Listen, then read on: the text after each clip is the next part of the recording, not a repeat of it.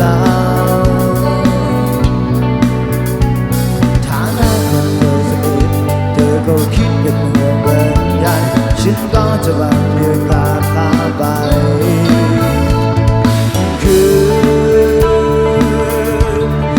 ฟ้าไม่มีดาวค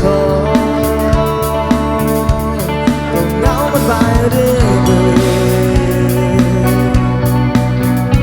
ๆฉันไม่ได้เจ็บเลยป่วยเธอไม่ต้องเป็นห่วงเป็นใย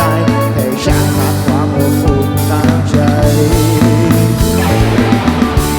แค่กอดกันก็พอเธอหากที่ขอจะ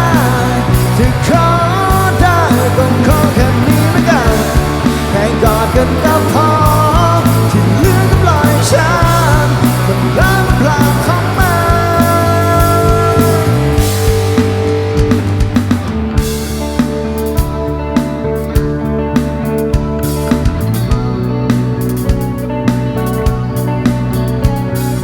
คือ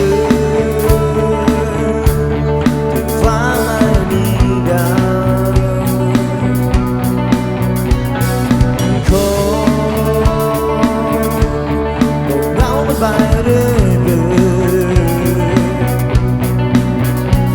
ๆฉันไม่ได้เจอเลยป่วยเธอไม่ต้องเป็นห่วงเป็นใยให้ฉันขาดความอบอุ่นทางใจแค่ก่อนกันก็พอเธอหากขอได้ที่ขอได้ก็ขอแค่นี้ละกันแค่ก่อนกันก็พอที่เหลือก็ปล่อยฉัน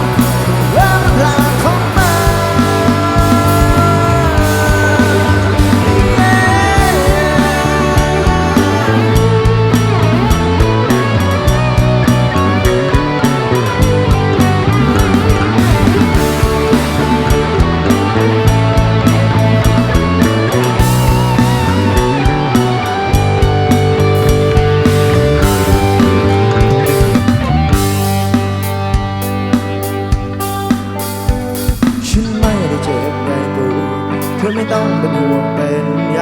ให้ฉันขาดความอบอุ่นทางใจ